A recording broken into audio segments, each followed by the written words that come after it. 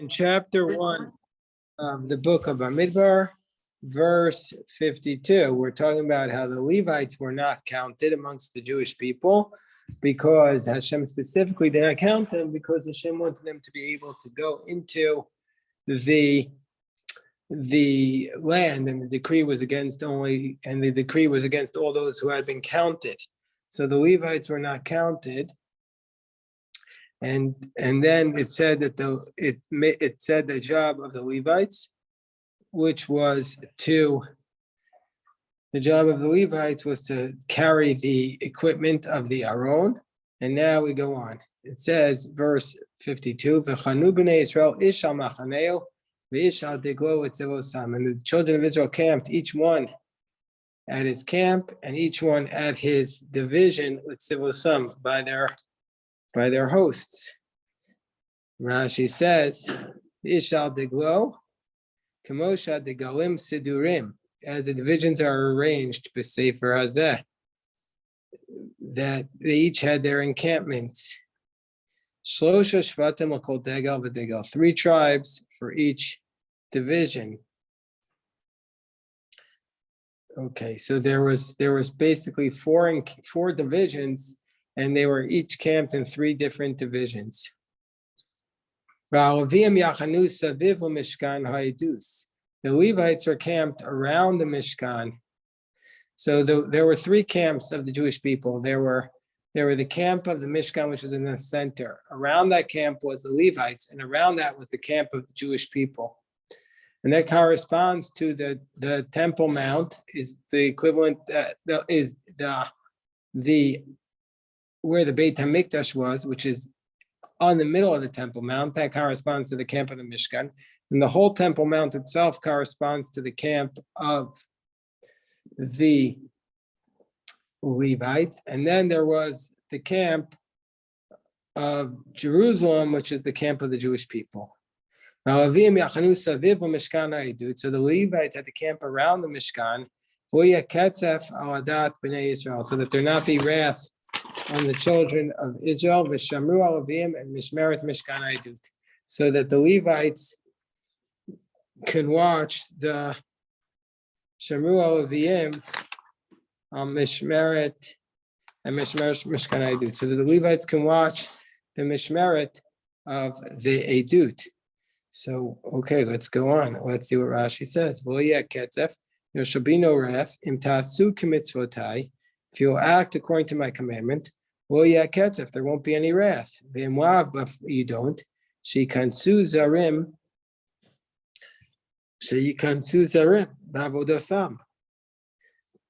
that the aliens, the non-Levites, will enter this service of the Levites.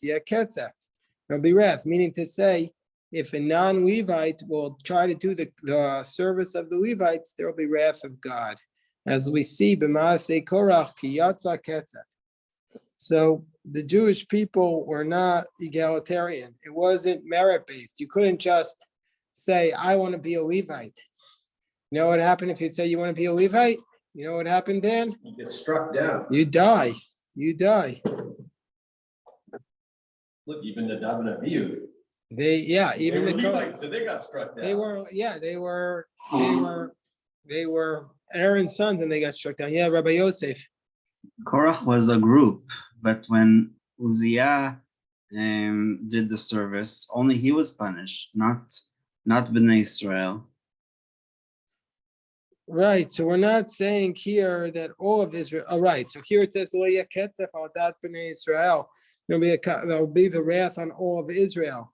So that.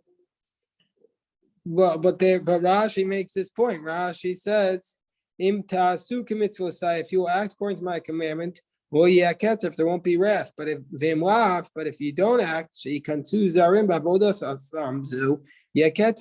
not only will you die if you do the service of the Levites, but there will be a wrath against everyone. And that's seen exactly from Korach. That's the commentaries make. That's what the Be'er Basada says, that if a non-Kohen does the service of the Kohen, there will be wrath not only upon the Kohen, not only on that non-Kohen, but on everybody. So it's worse than we had just imagined. Yeah, so I'm just asking, so why was only Uzziah punished and not everybody else according to this comment? what do you mean? In you're talking about in the second book of Shmuel when he held the King. Aron? No, Uzziah, the king, he had tzarat in his forehead because he went in to do the Ketores. Oh, okay. I don't It's in the remember second that. book of Kings and the second book of Chronicles. Okay, we have to look at that. Why was only he punished and not everybody else? So we have to look at that. It's a good question. That's what I was asking, sorry. Yeah, I don't know. We have to look at the commentaries on that. Okay, so then the verse states the Shamru Alavim es Mishmeret Mishkan Edut. Vayasu b'nei Yisrael k'chol asher tzivah Hashem es Moshe kenasu. And the Bnei Yisrael did just like God commanded Moshe, so they did. Chapter 2, verse 1. Vayidaber Hashem al Moshe ve'Aaron lemor. God spoke to Moses and Aaron. And this is what he said. He said as follows. Hold on. Ish al deglo ba'uso slaves havasam. Each man, children of Israel, shall encamp as a sign for their father's home. Yachanu b'nei Israel. Each one shall camp. Mineged saviv omoe yachanu.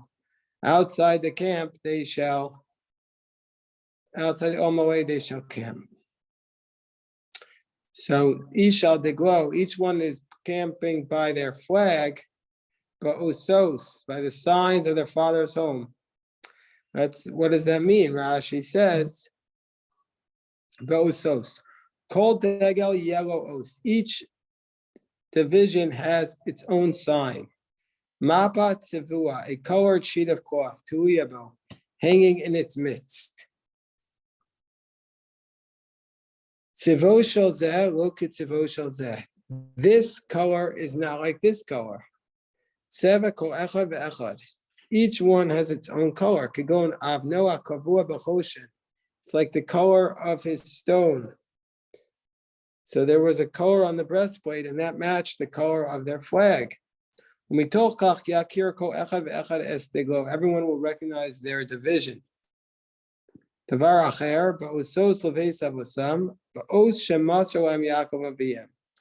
the first sign of the first thing that it means when it says they have a sign is that Rashi says it refers to the color that they had on their stone, which was on the breastplate. But now Rashi is giving a different explanation. That Yaakov Avinu gave them their own sign. When they carried him from Egypt, as it states, now when they carried Jacob out of Egypt, his children of Israel did for him just like he commanded them. Jacob commanded that Judah, Yisachar, and Zevulun will carry him on the eastern side when he's being carried out to be buried. Reuven, Shimon, Gad, Reuven, Shimon, and Gad from the south. And that's how the Midrash discusses it. So the same way they carried by the funeral of Jacob, that's how they were marching. And everybody walked mineged at a distance, mirachok mil. There was a distance of 2,000 amos. So that was, so basically, it's around 6/10 or 7/10 of a mile. So as it says in Joshua, so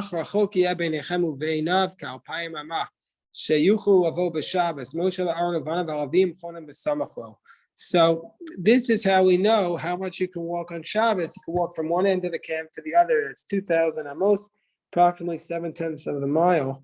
And that's one of the factors that they use to try to figure out where Har Sinai is. You need a mountain which has a plain in front of it that is around big enough to hold the entire camp of Israel, which is approximately, we just said, around 7/10 of a mile. Times 12. What? Times 12. You can walk more than 7/10 of a mile on Shabbat. Each one is 7/10 of the mile. Each camp. I walked to shul with 1.2 miles. No, 1 second. 1 second. The whole camp was 12 mil, right? The whole camp was 12 mil. Right.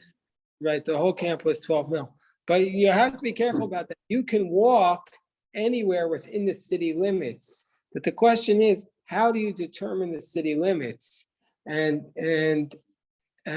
so that's the issue. That's the issue. But once you can determine the city limits, then you can walk the whole city. But there are strict positions that make it very complicated. But like, for example, I never actually looked at it, but like Rock Creek Park, you have to be within like 70 amos of a city, of a house. So Well, there are different houses that border On the all park. over the place. not if you're in the like direct center of it. Rock Creek Park's pretty narrow, but 70 amos is not a great distance. 70 amos is it's around 100 feet. Wow, okay. But I never heard of anybody being strict about this. But if you look on Erev Techumen from a rabbi who lives in Passaic, there's a rabbi who talks about this. If you look on, and he's really strict about it. Yeah, you'll pass on it. Okay, I understand that too. Okay. New York meet in Central Park on Shabbat. Central Park, yeah, there's no way that's outside the Tchum. I mean, if that's outside the Tchum, then every single place on earth is outside the Tchum. Central Park is the reason why it's called Central. So it says, okay, the Achonim came up, no, but the question is, can you walk across a bridge? One of those, like the Brooklyn Bridge or the Manhattan Bridge or the Williamsburg Bridge, and he discussed that. Moshe Feinstein would discuss that question. There's a whole complicated question about it. The Achonim came from Mizracha, those who camped to the front at the east. Degel Machane Yehuda Tzivosam, the camp of Judah. V'nasi of Yehuda Nachshon ben Aminadav. So this is now the second time in the portion we get Nachshon's name. Came Rashi says to the front with Fanim Hakuruyim Kedem, to the face which is called the front. Ve'zozu Zuruach Mizrach is the eastern side. Marav Karoy Achor, and the west is called the back. Utvao Pekudehem, and their army and their counted ones were Arba'im v'Shivim Elef, 47,600. Okay, I will just very briefly summarize the next few verses because there's no Rashi on them. That look, Vachonim alav Matei Yisachar. Next to that were Yisachar, Nasil of Nei Yisachar, Nisanel ben Suar. The camp for Yisachar was Nisanel.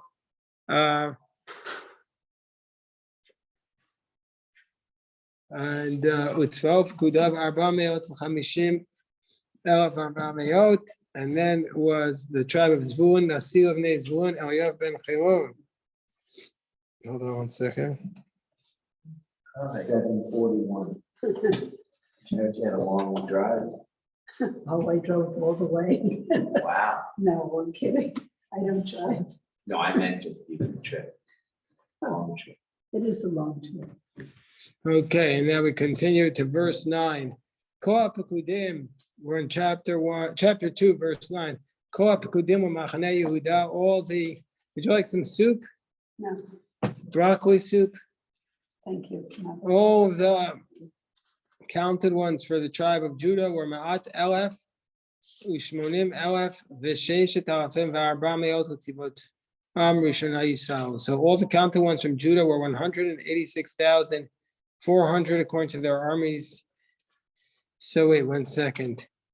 So basically we're now giving since from the tribe of Judah, who marched with Judah. So from those who marched with Judah, we had 3 other tribes. Which were the 3 other tribes? That were Yisachar and Zevulun. So when you add up Yisachar, Zevulun, and Judah, you get 186,400. So they were the first, Rishona Yisau. They were the first to travel. Judah was the first. Kisheroin, Rashi says, when they saw the cloud move, Token HaKohanim Chatzotros. The Kohanim would blow the trumpets. And the camp of Judah would travel first. And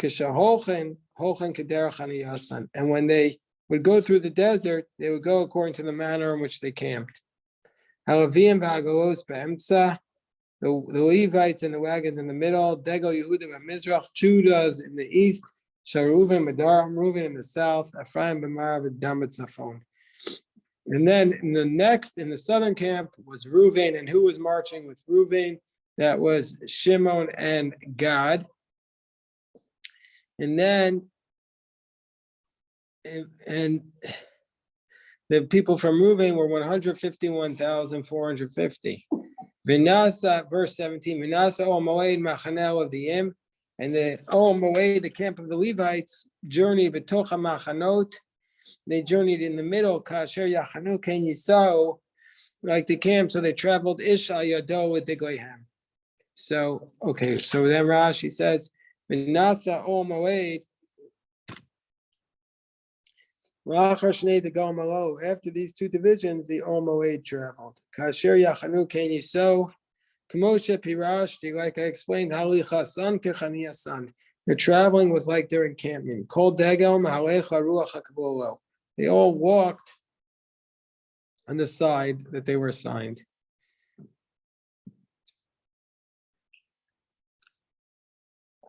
Okay, the next What was Rashi. the number of the Levium?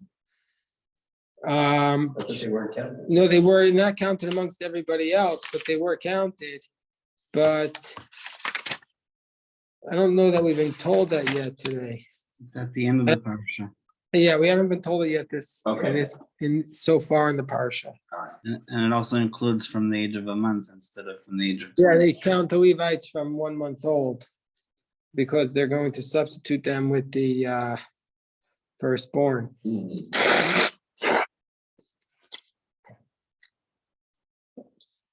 Okay, then it states.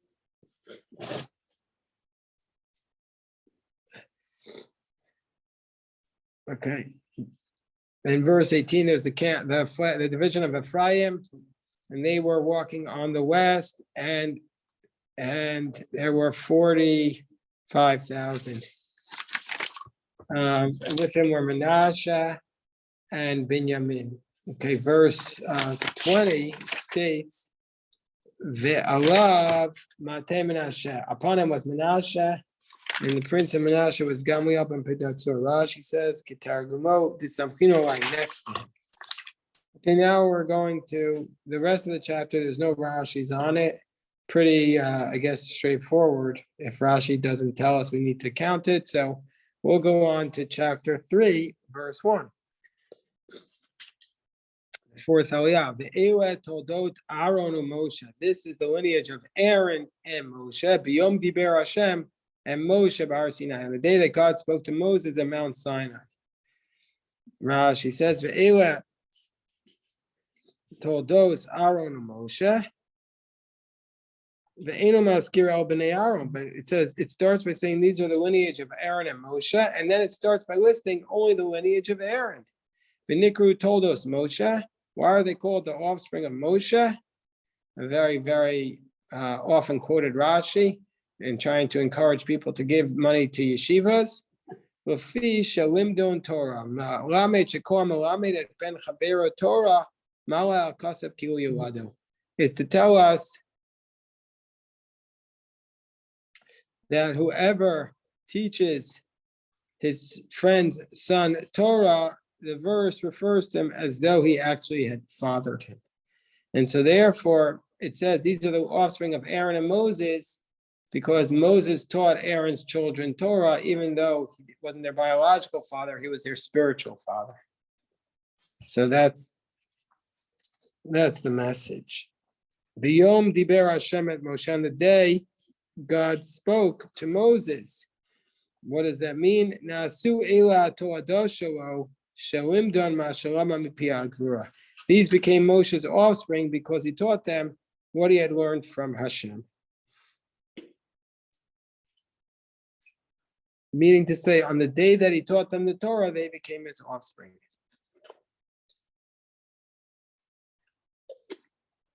Eila Shemo Pnei Aaron, these are the offspring of Aaron, Abachor, Nadav, Avihu. The firstborn was Nadav, and then there was Avihu, Elazar, Tamar. Eila Shemot Pnei Aaron HaKohanim HaMeshuchim Asher Milei Adam LaKohen. These are the names of the sons of Aaron, the Kohanim, who were anointed, that filled their hands to serve.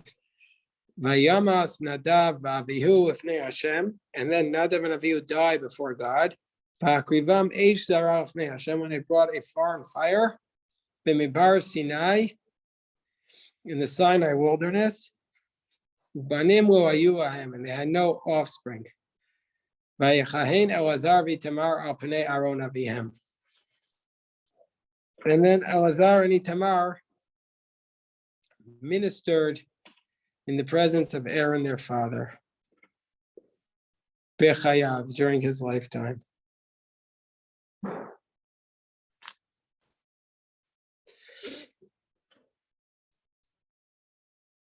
Okay.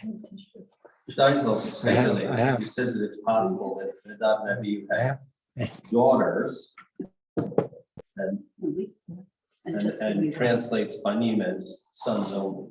Banim as sons only. On what basis does he say they had daughters? There's an opinion in the Midrash. In the what? This is just what Steinfeld says. An opinion in the Midrash that Nadav and Avihu did not marry. See by Yikra Rabbi. Well, yeah, Rashi quotes that earlier. It's also possible that they married late and therefore had not fathered children, or that they had only daughters. If so, the word children should be translated as sons. He cites no source for that. The Orach Chaim says that Esh Zara stands for the 5 things that they did wrong, and Zayin stands for Zera, and Aleph stands for Isha. They did not get married according to the Talmud. That was one of their problems. They They did thought not get married, they had no offspring. they thought they were too holy to. What's like the shin? Shin is Shtuya Yain, That they were drunk? Hey is Horu Ala Chalifnei Rabam, They ruled in front of their teacher. and the Reish,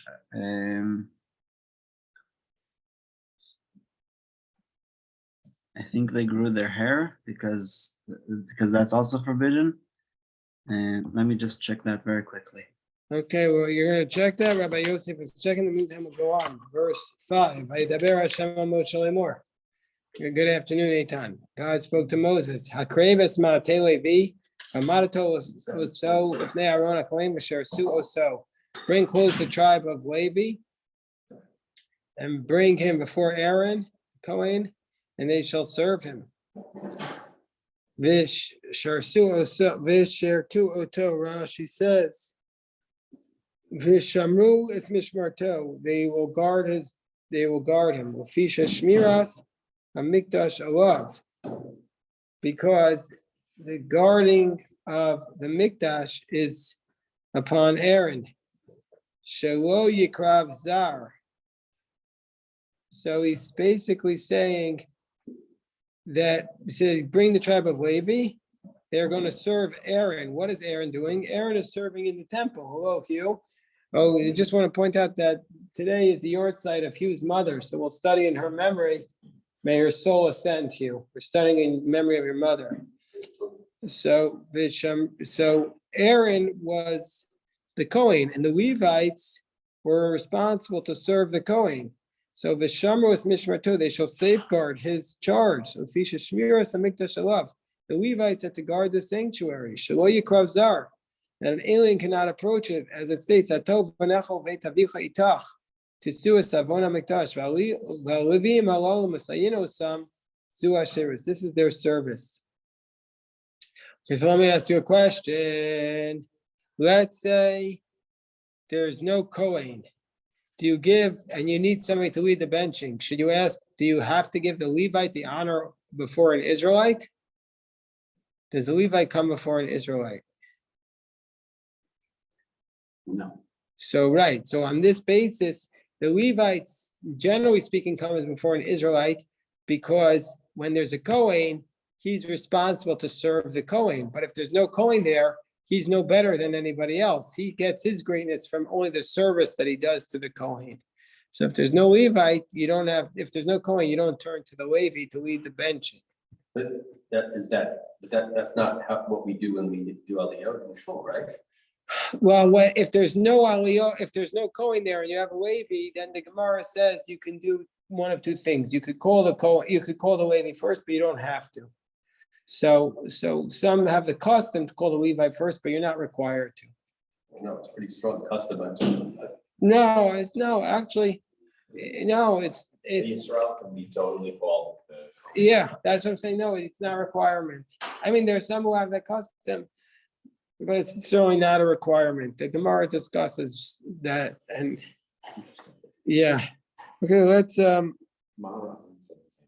yeah, I just have the impression, yeah, the impression. that people are always saying, lady, you can Kohen. Yeah, Because they do it because, like Shmuel said, but it's not a requirement. because also you usually have a lot of Yisraelim, but you only have a couple of Leviim, so you want to give them their role. But if you don't give the Levi that first Aliyah, you can't call him after the Israel. So you can't call the Levi, give him the fourth Aliyah. You like if you gave it to Israel first. So that's why people call the Levi then. All right, we'll stop here so we can dive in. It doesn't quite make sense if Levium and Yisrael